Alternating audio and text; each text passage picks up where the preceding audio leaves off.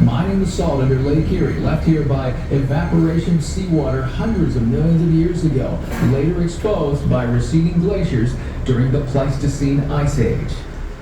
The large slip used by Cargill Corporation and the Sand Products Corporation was once used as a dry dock for the American Shipbuilding Company that was located here in Cleveland at the turn of the 20th century. A number of Tacoma-class frigates were built at this dock for the United States Navy during World War II. The slip where you see many small boats tied is the Old River Yacht Club and the Channel Park Marina. It was at this point that Lake Erie originally met with the Cuyahoga River. This is the true mouth of the river. It was at this point that General Moses Cleveland entered the Cuyahoga River back on July 22nd, 1796. This section has been filled in for many years, and there's absolutely no access from this part of the river to Lake Erie. You must enter and exit through the slip that we entered by and will exit through. As we turn around here, let's take ourselves back in time. We're entering the Western Reserve for the very first time with Moses Cleveland and his band of surveyors and representatives from the Connecticut Land Company. Western Reserve. This certainly is a popular phrase used in this section of the country. How did this territory get this name? Well, as a matter of fact, it dates back to the colonial days. The state of Connecticut was given this parcel of property as compensation for some concessions they made on their territorial boundaries with their neighboring states. They titled the land at the time the Western Reserve. The state of Connecticut needed some funds at the time to fund a public school system, and they sold the Western Reserve to the Connecticut Land Company, a group of investors. They, in turn, hired Moses Cleveland to form a surveying party and enter the Western Reserve to set up boundaries, establish treaties with the Native Americans, and in general, prepare this wilderness for settling. Try to imagine this as you're coming up the river with Moses Cleveland and his band of surveyors. On the left-hand side of the river, we had the extreme northwest boundary of the newly formed United States, and on the right side was the Native American territory. Shortly after the success of the 1796 surveying expedition, Moses Cleveland returned to Connecticut, never again to return to the city that bears his name. For many years to follow, this region remained rough and unsettled. Lorenzo Carter and his family came in 1797 and were the first permanent settlers. By 1810, only 200 settlers lived in Cleveland, but curiously, there were already two newspapers that registered and the Herald.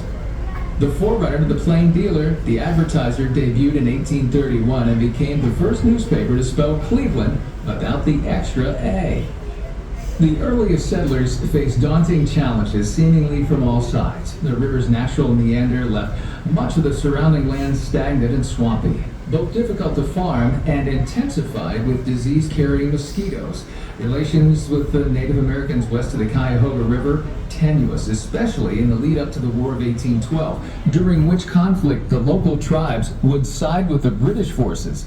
Additionally, the Connecticut Land Company was under pressure from the state of Connecticut to come up with the money owed for the land. It took the perseverance of a handful of extremely dedicated settlers such as Lorenzo Carter, Nathaniel Doane, the Kelly brothers, Levi Johnson, and the first African-American settler, George Peake, to build up Cleveland and lay the groundwork for future settlers. Cleveland was chosen as a northern terminus for the Ohio Canal due to its location in relation to both Lake Erie and the Cuyahoga River, and in 1825 construction began.